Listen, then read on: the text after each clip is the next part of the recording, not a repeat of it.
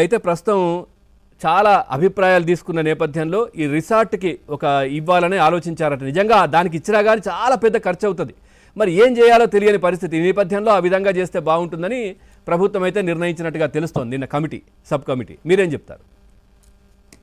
ముందుగా కిరణ్ గారు, మీకు, ఏబిఎన్ ఆంధ్రజ్యోతి ప్రేక్షకులకి, కృష్ణవేణి గారికి, పవన్ గారు గుడ్ ఆఫ్టర్నూన్ అండి. నమస్తే అండి. ఇక్కడ నిజంగా జగన్మోహన్ రెడ్డి రాష్ట్రంలో యువతకి ఉద్యోగాలు ఇచ్చాడు, సంస్థలను తీసుకొచ్చాడు, కంపెనీలు వచ్చినాయి. అదే విధంగా ఆయన ఒక గొప్ప కట్టడం కడితే దాన్ని ఏం చేసుకోవాలో కూడా తెలియని పరిస్థితిలో ఇప్పుడున్నాం. నిజంగా గొప్ప పరిపాలన అందించిన జగన్మోహన్ రెడ్డి. మరి అట్లాంటి వ్యక్తిని మనం ఏ విధంగా చూడాలండి? ఎంత గొప్పగా మనం ఆయనకి సత్కారాలు, సన్మానాలు, శాలువాలు, పూలదండలు ఇవ్వాలండి? నిజంగా కంపెనీలు తెచ్చారంటే మీకేమన్నా గుర్తుకొస్తున్నాయండి కంపెనీలు, పవన్ గారు? అదే అప్పుడు పెట్టారు కదా, గ్లోబల్ సమ్మిట్ అని పెట్టి పానీపూరి బండ్లకు, నూడిల్స్ బండ్లకు పర్మిషన్లు ఇచ్చారు కదా, గ్లోబల్ సమ్మిట్.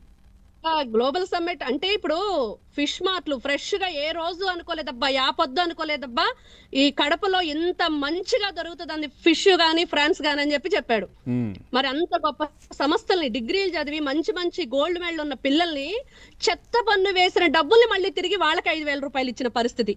ఇంత గొప్ప నాయకుడిని పోగొట్టుకున్నారు ఈ రోజున ఆంధ్రప్రదేశ్ యువత. అదే బాధ. నేను చెప్తున్నాడు, 4 కొబ్బరికాయలు ఎక్కువ కొట్టండి. ఎక్కడ కొట్టాలి?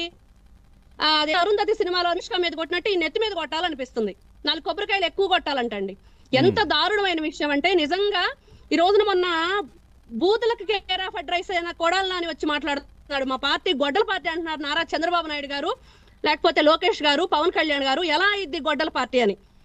అంటే పరశురాముడి చేతిలో గొడ్డలుందని, లేకపోతే అమ్మవారి చేతిలో గొడ్డలుందని, లేకపోతే ఈ ఎవరైతే శివుడి చేతిలో గొడ్డలుందని చెప్పి వీళ్ళు చెప్తున్నారు.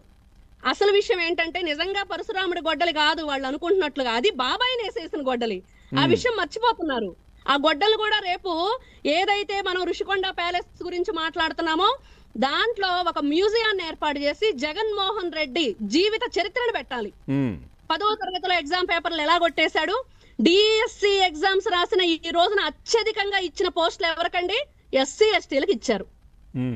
ఓసీల్లో కూడా రెడ్డి సామాజిక వర్గానికి ఎక్కువ ఇచ్చారు, కాపు సామాజిక వర్గానికి ఎక్కువ ఇచ్చారు.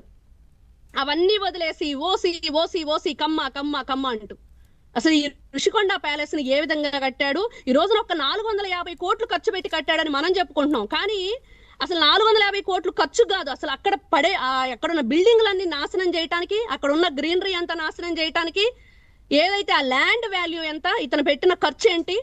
మళ్ళా మాట్లాడితే ఈయనేమంటాడో, అమ్మో నా ప్రజానికానికి అన్యాయం జరిగిపోతుంది, కూటమి ప్రభుత్వం వచ్చి ఏదో చేస్తుందని చెప్పేసి. ఈ రోజున ఆంధ్రప్రదేశ్ సిటిజన్స్ గా మేమందరం, అక్కడ పౌరులుగా మేము ఒకటే కోరుకుంటున్నాం, అయ్యా జగన్మోహన్ రెడ్డి, మాకు 5 సంవత్సరాలుగా నువ్వు చేసిన అన్యాయం ఏంటి? ఈ రోజున నువ్వు మాట్లాడుతున్న మాటలు ఏంటి? ఇప్పటికి కూడా నీ విషం జిమ్ముతూ ఎంత అన్యాయం చేశావో, ఎంత అబద్ధపు పరిపాలన చేశావో ఈ రోజున అందరం చూసి నిన్ను 11కు పరిమితం చేసి పక్కన పడేసాం. ఇంకా ఈ రోజున ఋషికొండ ప్యాలెస్ అంటే ఒక కట్టడం కూల్చడం, ఒక కట్టడాన్ని కట్టడం చేసిన ఈ వ్యక్తి ప్రజావేదికను కూల్చిన దగ్గర నుండి ప్రజానాయకుడి అక్రమ అరెస్టు వరకు ఈ రోజున ఈ